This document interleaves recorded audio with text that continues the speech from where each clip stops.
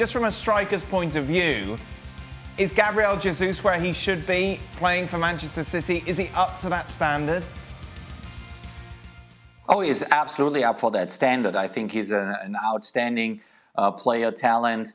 And he makes the best out of the way Man City is playing. You know, it's a fluid game that they have. It's a combination game, obviously possession-oriented.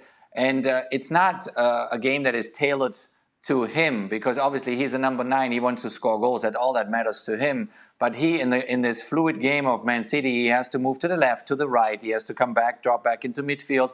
So he becomes part of those 5-6 attacking players. And sometimes you never know, do they actually put a center forward in there?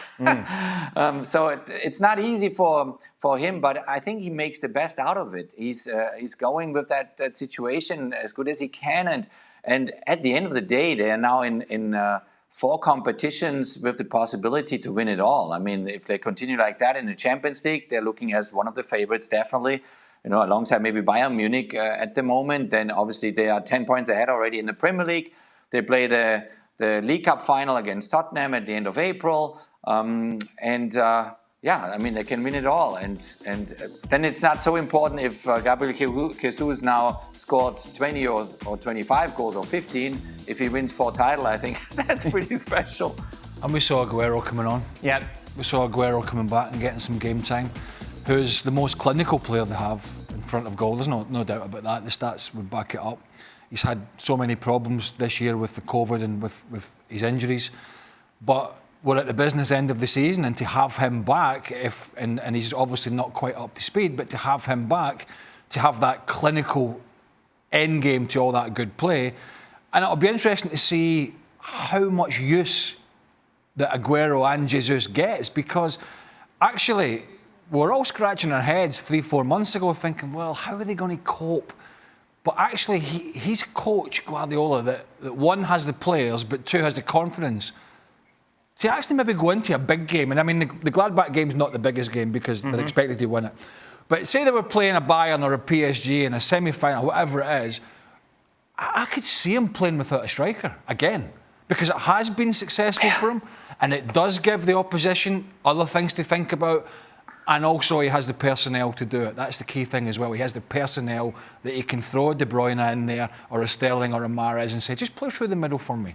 And then take the centre-halves around and we'll get some runners to go in. So even though Jesus and Aguero are fit, great for them, but no guarantee that he'll go with them. He's making your position redundant, you.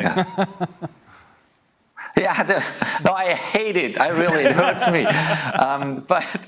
But it is the way. I mean, Spain did it, in 2012. They played without Fernando Torres. I was a big Fernando Torres fan.